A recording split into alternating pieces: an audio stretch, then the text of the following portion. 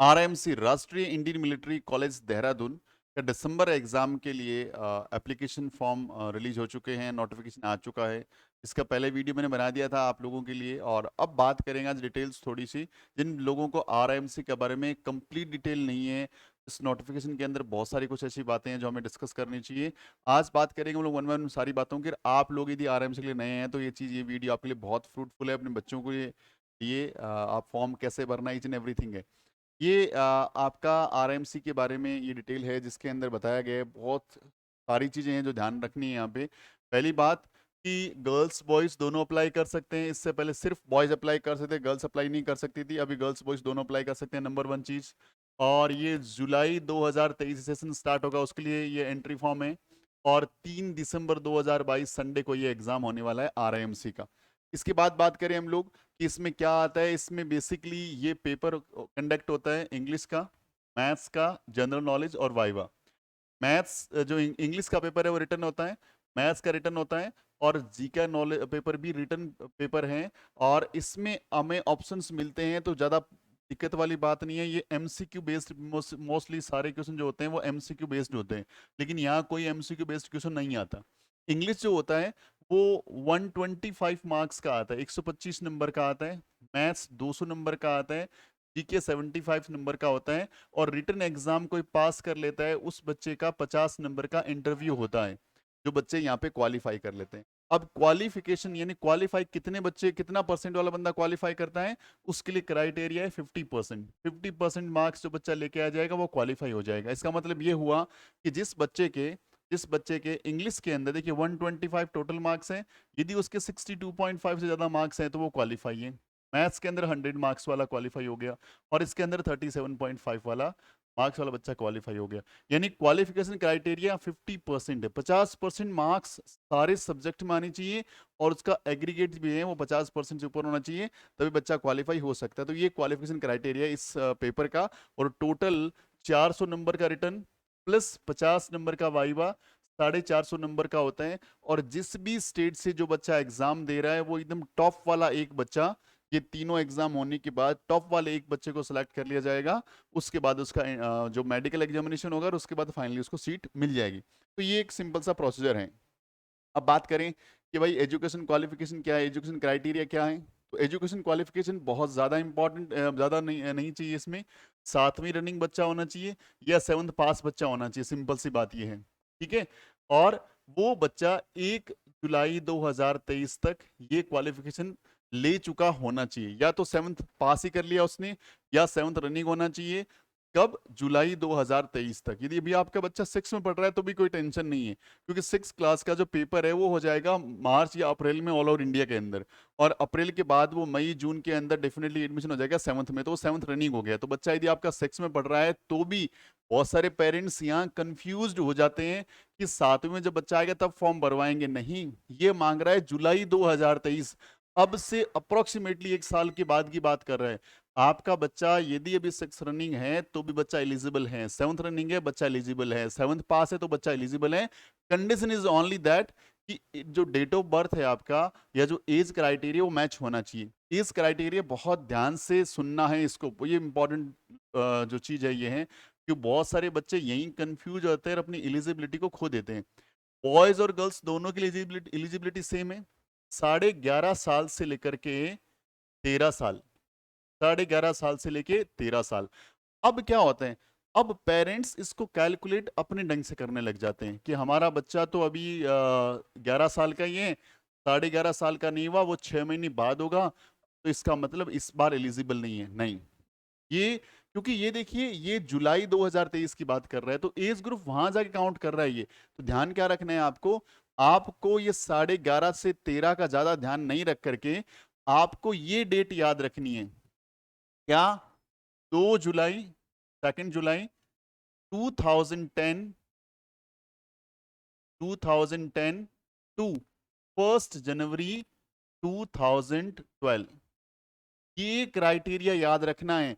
यदि आपके बच्चे का डेट ऑफ बर्थ इन डेट्स के बीच में है, ये दोनों डेट भी इंक्लूड करते हैं इसमें कि 2 जुलाई 2010 से लेके 1 जनवरी 2012 के बीच में यदि बच्चे का डेट ऑफ बर्थ है तो बच्चा एलिजिबल है। आप ये इसको लेकर के कंफ्यूज मत हो ये कि 11.5 साल का बच्चा हुआ है या नहीं हुआ है। आपका काम है इसके बीच में अपने बच्चे की डेट ऑफ बर्थ को चेक करना। ना इससे पहले होना चाहिए उसका बर्थ और ना उसके बाद होना चाहिए उसका बर्थ, वो फॉर्म अप्लाई कर सकते हैं। दूसरा, आपको क्लास का ध्यान रखना है कि क्लास के अंदर क्लास 6th में भी बच्चा पार्टिसिपेट कर सकता है यदि उसका एज अलाउ करे तो। 8th में पढ़ रहा है और यदि उसकी एज अलाउ कर रहा है तो 100% वो पार्टिसिपेट कर सकता है। मेन इंपॉर्टेंट है एज ग्रुप। एज ग्रुप को इंपॉर्टेंट है और बहुत ध्यान से पढ़ना भी है, देखना भी है। 11.5 से 13 साल का कैलकुलेशन नहीं करें कि नंबर ऑफ पेरेंट्स फॉर्म की डेट निकलने के बाद वो अफसोस करते हैं कि हमारा बच्चा तो अभी 13 साल का हुआ ही नहीं है या अभी तो 12.5 साल का ही था, हमने पिछली बार सोचा कि भी टाइम पड़ा हुआ है। नहीं सोचना ऐसा। आपको ये जो ड्यूरेशन है ना, वो ड्यूरेशन पे फोकस करना है, बहुत इंपॉर्टेंट चीज। क्लियर? चलिए आगे की बात करते हैं। अब जो पेपर होगा, उस पेपर में क्या है? पेपर में है 1 मिनट, ये आगे चला गया, मैं नीचे लेता हूँ इसको।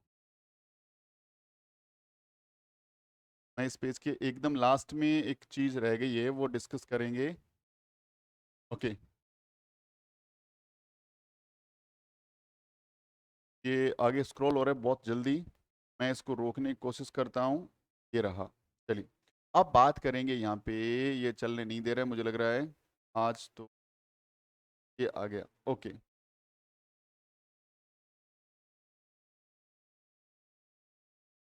रिटन एग्जाम होगा।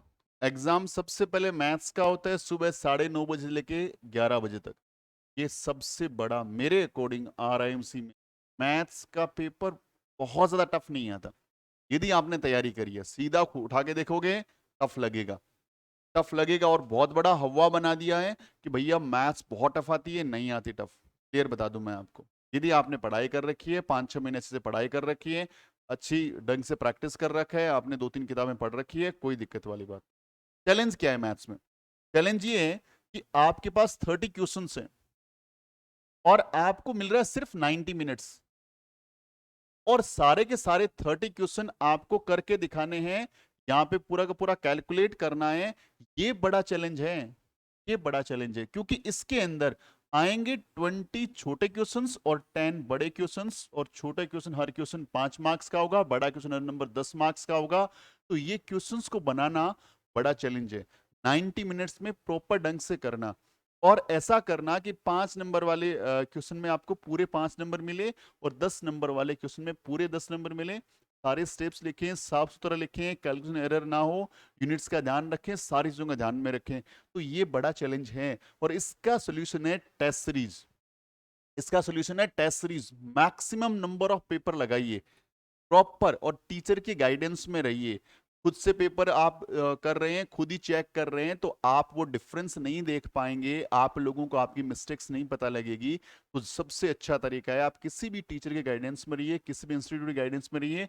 हमारी भी टेस्ट सीरीज आ रही है और हमने लॉन्च कर दी है। और टेस्ट सीरीज के कमाल की बात है कि हम लोग, यदि आप कंप्लीट सारे सारे के सारे सारे सब्जेक्ट की टेस्ट सीरीज खरीदते हैं तो 170+ पेपर, इतने सारे पेपर्स हमारे पास अवेलेबल हैं। सिर्फ पेपर्स ही चाहिए तो बहुत नॉमिनल कॉस्ट के ऊपर आपको हमारे ऐप के ऊपर मिल जाएगा। फ्यूचर सिटी इंस्टीट्यूट का ऐप है, प्ले स्टोर से डाउनलोड कर लीजिए, पेपर यहां से ले लीजिए। अब कोई बच्चा ज्यादा सर पेपर से क्या होगा, हमें कौन बताएगा हमारी कॉपी चेक करके? तो हमने इसके साथ में एक कोर्स और लॉन्च कर रखा है जिसके अंदर आपकी कॉपी चेकिंग भी शामिल कर दी हमने। वे कॉपी चेक करके देंगे आप लोगों को, कॉपी चेक करके देंगे, जितने पेपर आप भेजोगे हम उसका प्रिंट निकालेंगे, प्रॉपर चेक करेंगे, स्कैन करेंगे, आप तक पहुंचाएंगे। हमारी टीम प्रॉपर ढंग से काम करती है। अब कोई बच्चा बोलते हैं सर पेपर आपने दे दिया, कॉपी आपने चेक कर दी, सर मिस्टेक्स तो बहुत सारी हम करेंगे, उनके अंदर हमें गाइडेंस कौन देगा, कैसे हमें बताएगा? तो हमने एक कोर्स और लॉन्च कर दिया जिस कोर्स के अंदर आपको पेपर अवेलेबल होगा, कॉपी हम आपकी चेक करेंगे, हमारा टीचर आपकी क्लास लेगा, वो डाउट क्लास लेकर के आपको सारी बातें बताएगा जो आप गलतियां कर रहे हैं। तो ये 3 तरह के कोर्स हमने टेस्ट सीरीज के बिहाफ पे लॉन्च कर रखे हैं। तो आप जाकर के जल्दी से जाइए, प्ले स्टोर से फ्यूचर सीरीज का ऐप इंस्टॉल करिए और इस कोर्स में से कोर्स अवेल कर लीजिए। और जितना जल्दी अवेल करेंगे, इसकी कॉस्ट फिलहाल नॉमिनल है, बाद में रेज करनी पड़ेगी क्योंकि यहाँ और यहाँ पे बहुत मेहनत लगती है। 170 पेपर को डिजाइन करना, डिजाइन करके आरएमसी के लेवल को टच करवाना, उसके बाद उस पेपर को आप तक पहुंचाना, आपको हमारी वजह से पेपर दिलवाना, उसके बाद पेपर देके आपसे पेपर स्कैन करके मंगवाना, हमारी टीम उसको चेक करेगी, फिर स्कैन करके वापस आप तक पहुंचाना। एक लंबा प्रोसीजर है और बहुत हार्डवर्क लगता है, और बहुत ही एक्सपीरियंस्ड फैकल्टीज उसको चेक करती है। तो बहुत अच्छी फैकल्टीज आपको लगातार गाइड करती है। इसी ढंग से बहुत सारे इंस्टीट्यूट बहुत अच्छा काम कर रहे हैं। यूट्यूब पे बहुत सारे अच्छे टीचर्स हम लोग लगातार देखते रहते हैं प्लेटफॉर्म पे। तो आप किसी भी टीचर, किसी भी इंस्टीट्यूट के अंडर ट्रेनिंग लीजिए, वो सारे के सारे लोग आपको अच्छी ढंग से गाइड करने वाले हैं। उसके बाद बात करते हैं वाइवा का। बात अभी करना बहुत ज्यादा इंपॉर्टेंट नहीं है, वाइवा यदि आप पास करोगे तब होगा, तो इसकी बात ज्यादा बाद में करेंगे हम लोग। अब एक ये इंपॉर्टेंट टॉपिक है, the ward of the central government employee can take their examination viva at the place of posting of either employee or domicile state where their candidate will be considered for the original domicile state. अब इस बात को समझना है कि यदि जैसे कोई बच्चा, कोई कोई पेरेंट्स मान लीजिए राजस्थान से बिलोंग करता है और वो काम कर रहे हैं मान लीजिए बिहार के अंदर या महाराष्ट्र के अंदर। अब यदि आप गवर्नमेंट एम्प्लॉय हैं तो आपके पास दोनों ऑप्शन है कि आप राजस्थान के अंदर पेपर दे लो या बिहार में दे लो, वाइवा राजस्थान में दे लो या बिहार में दे लो। यदि आप गवर्नमेंट एम्प्लॉय नहीं हैं तो आपका जो डोमिसाइल स्टेट है, यदि महाराष्ट्र राजस्थान है तो राजस्थान में ही देना होगा, और बिहार है तो बिहार में देना होगा। इसको लेके कंफ्यूजन रहता है, क्लियर कर देता हूं मैं आपको। में साफ साफ लिखा हुआ है कि आप यदि गवर्नमेंट एम्प्लॉय हैं तो जहां आपकी पोस्टिंग है, जिस स्टेट में आपकी पोस्टिंग है वहां पे पेपर दे सकते हो, या अपने होम स्टेट में पेपर, जहां डोमिसाइल है जहां से आपका है ना, वहां पेपर। दोनों ऑप्शन है आपके पास। यदि आप प्राइवेट कोई काम कर रहे हैं तो आपके पास कोई भी ऐसा प्रूफ नहीं है कि आप गवर्नमेंट के एम्प्लॉय हैं, तो आपको अपने होम स्टेट में ही पेपर देना पड़ेगा। अब पेपर देने का मतलब क्या? अब लोग बच्चे बोलते हैं कि सर हमें हमें फॉर्म को भेजना कहाँ है? तो आपको, जैसे यदि आप राजस्थान से बिलोंग करते हैं तो राजस्थान वाले को, जितने भी बच्चे फॉर्म भरेंगे उनको अपना फॉर्म, जयपुर के अंदर ऑफिस है, हर स्टेट में उसकी कैपिटल के अंदर आरआईएमसी ने लोकल स्टेट ऑफिस बना रखे हैं, वहां पे अपना फॉर्म भेजना है। हमें आरआईएमसी देहरादून को नहीं भेजना, clear, again I repeat, Dehradun नहीं भेजना। हमें जिस स्टेट से बिलोंग करते हैं उस स्टेट की कैपिटल को भेजना है। अब जो स्टेट की कैपिटल है वहां पे उसका ऑफिसर वो ही एग्जाम कंडक्ट करवाएगी, हमारे अरेंजमेंट करेगी, हमारा इंटरव्यू भी वही करवाएंगे, हमारा मेडिकल भी वही कराएंगे, और उसकी रिपोर्ट लगातार पहुंचती रहती है आरआईएमसी के जो देहरादून हेडक्वार्टर है वहां पे। क्लियर? तो ये बात विशेष तौर से ध्यान रखें, यहाँ पे गड़बड़ ना करें। रिजल्ट जो है वो पेपर होने के बाद 3 एक महीने में आ जाता है, और बाकी चीज़ें धीरे धीरे, ये चीज़ें हमारे तो काम का नहीं था, हमारे काम की बात है यहाँ पे। वैसे इसमें मैंने कई सारे वीडियोस बना दिए। फॉर्म को मंगवाने का तरीका, फॉर्म को मंगवाने का प्रोसीजर, पहले तो पेमेंट ऑनलाइन या ऑफलाइन कैसे भी कर सकते हो। अभी ऑनलाइन का ट्रेंड चल रहा है, मैं बोलूंगा इसी को कंसिडर करिए। ऑफलाइन में थोड़ा टाइम लगता है लेकिन वो भी कोई दिक्कत नहीं, यदि आपके पास ऑनलाइन फैसिलिटी नहीं है, गांव से बिलोंग करते हैं, नेटवर्क इश्यूज हैं, ये तरीका करिए, कोई इशू नहीं। दोनों की बात कर लेता हूं मैं कि ऑनलाइन में क्या करना है। आपको इसकी साइट पे जाना है, और साइट पे जाने के बाद वहां पे एक ऊपर लिंक शो हो रहा होगा कि प्रोस्पेक्टस कम एप्लीकेशन फॉर्म और booklet of the old question papers can be obtain the making online payment. Online payment करके जैसे आप साइट खोलेंगे वहां पे एक पट्टी विजिबल है कि आप अप्लाई करें, आप एप्लीकेशन फॉर्म मंगवाइए, और वहां पे क्लिक करके आप यदि जनरल कैंडिडेट हैं तो 600 रुपीज का, और आप SC ST हैं, general and OBC, SC ST से बिलोंग करते हैं तो 555 देना पड़ेगा। और वहां से आपने जैसे ही पेमेंट किया, वर्किंग डेज 7 मिनिमम, मिनिमम 7 मान के चलिए। जनरली मेरे पास बहुत सारे फोन कॉल्स आते हैं आरएमसी को लेके कि सर 5 दिन पहले अप्लाई किया था, 2 दिन पहले अप्लाई किया था, 7 8 10 दिन वेट करिए। फिर नहीं आता है तो सिंपल तरीका, आरएमसी की जो साइट है वहां पे कॉन्टेक्ट अस पे जाकर के, वहां पे जो उसकी ईमेल आईडी है ना, उस पे आपको मेल करना है, बार बार मेल करना है। वो तरीका है, प्रोसीजर है ना, कंफ्यूज नहीं होना। और ये गलती आपसे ना हो कि आपका फॉर्म लेट ना हो, तो जल्दी से जैसे ही आप वीडियो देख लेते हैं आप तुरंत फॉर्म को अप्लाई कर दीजिए, तुरंत फॉर्म को। और इसी चैनल पे मैंने बहुत सारे मल्टीपल वीडियोस बना रखे हैं कि कैसे आपको फॉर्म मंगाना है, लिंक पे कहाँ क्लिक करना है। इसी वीडियो के डिस्क्रिप्शन में भी डाल दूंगा मैं कि how to demand a form, या how to place order for the form, वो वाला चीजें मैं आपके इस वीडियो के डिस्क्रिप्शन में डाल दूंगा। और आप दूसरा, यदि आप किसी ऐसी जगह से बिलोंग करते हैं नेटवर्क इश्यूज रहते हैं, तो आप क्या कर सकते हैं कि किसी भी स्टेट बैंक में जाकर के the commandant RMC Dehradun, Tiwari branch, state bank of India, the तेल भवन देहरादून, और ये उत्तराखंड के नाम पे, यानी ये डीडी बनवाना है, डिमांड ड्राफ्ट बनवाना है इस नाम से। स्पेलिंग एरर मत करिएगा, क्योंकि demand draft just like a cheque होता है। यदि स्पेलिंग एरर हुआ तो ये पैसा कहीं और ट्रांसफर भी नहीं हो पाएगा और आपका फॉर्म कैंसिल हो जाएगा। बड़ी सावधानी से इसका प्रिंट आउट लेके जाइए बैंक में, इसका फॉर्म भरिए। आप SC ST से बिलोंग करते हैं, 555 रुपीज, और आप जनरल ओबीसी के हैं, 600 रुपीज का DD, डिमांड ड्राफ्ट। इसको भी नहीं जानते आप, तो बैंक में जाइए, वहां पे हेल्पर होता है जो आपकी हेल्प करता है, डिमांड ड्राफ्ट आपका तैयार कर देगा। उस डिमांड ड्राफ्ट को अटैच करके आपको भेजना है RIMC को, और RIMC आपको भेज देगा फॉर्म आपके घर पे स्पीड पोस्ट के थ्रू। ये था प्रोसीजर दोनों तरह से फॉर्म मंगवाने का। ठीक है, अब बात आती है कि sir the application form issued by the RIMC only shall be valid application form locally printed and photocopied and without RIMC hallmark seal shall not be accepted। मतलब ये हुआ कि आपने अपना दिमाग लगा लिया कि मेरे किसी भाई ने पेपर फॉर्म मंगवा रखा है, हम उसकी फोटोकॉपी करवा लेते हैं और फोटोकॉपी करा के भेज देते हैं। साफ लिख दिया भाई, फॉर्म एक्सेप्ट ही नहीं होगा।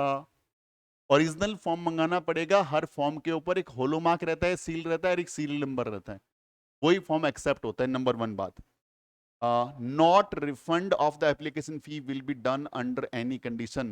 भाई आप सोच समझ के ही फॉर्म अप्लाई करिए।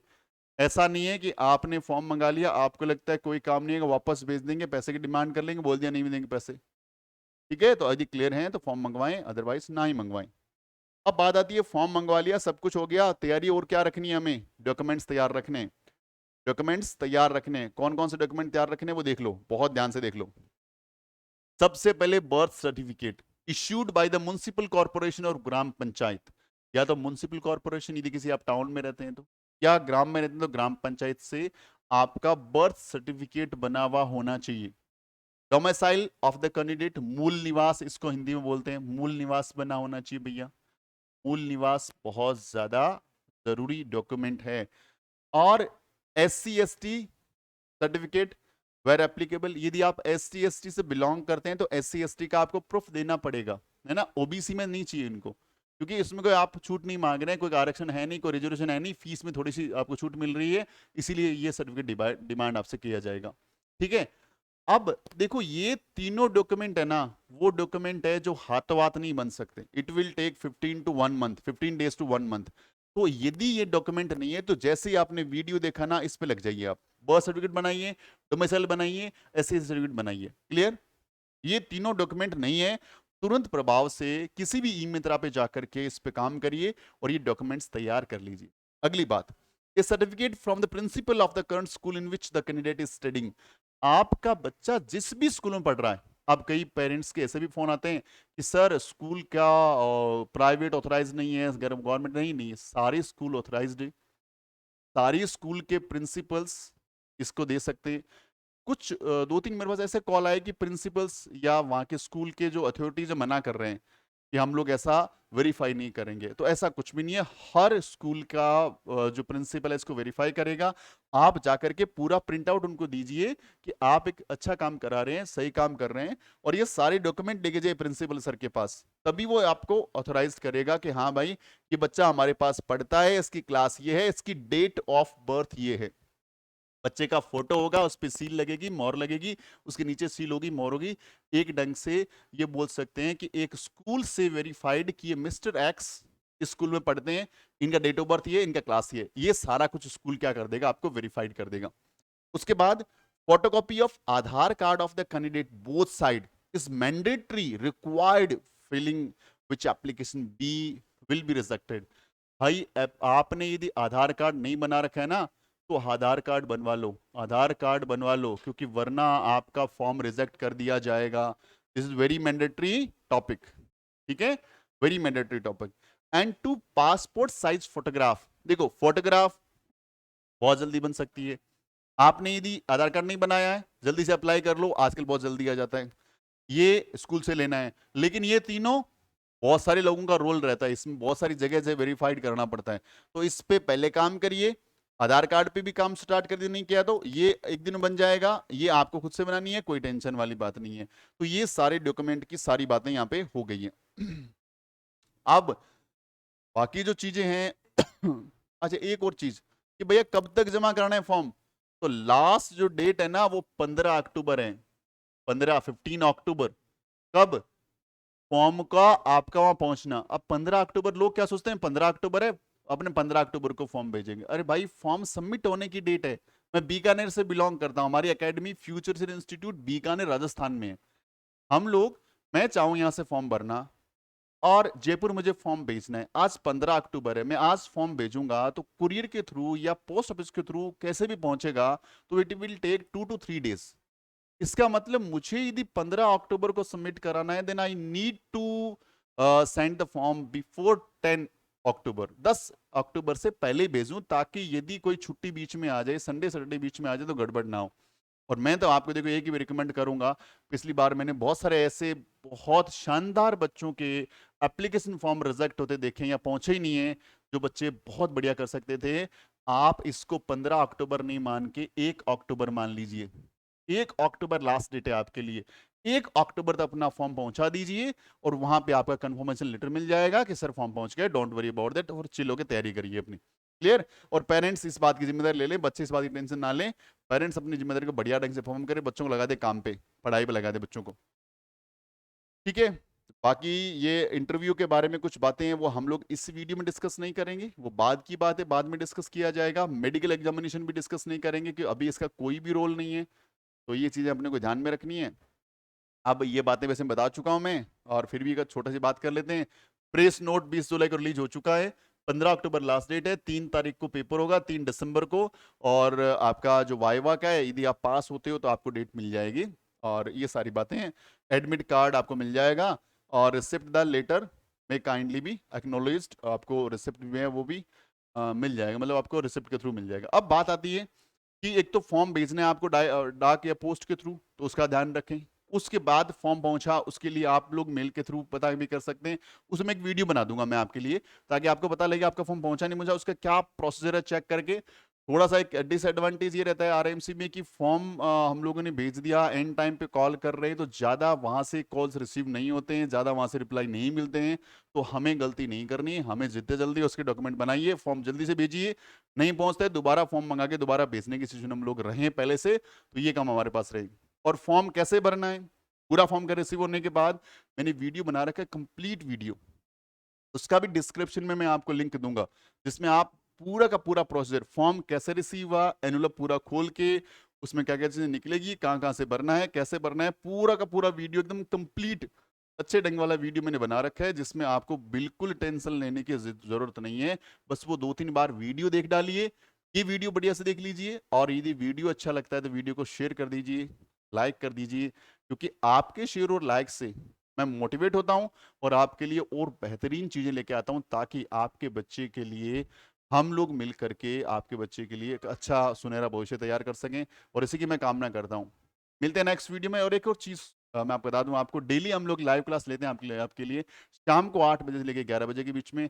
तो यदि आप हमसे पढ़ना चाहते हैं तो इसी प्लेटफॉर्म पे आपको रोजाना 8 से 11 के बीच में वीडियोस देखने। तो मिलेंगे अगली क्लास में, तब तक अपना ख्याल रखें और बेहतरीन वीडियो के साथ। तो bye bye, take care and जय हिंद।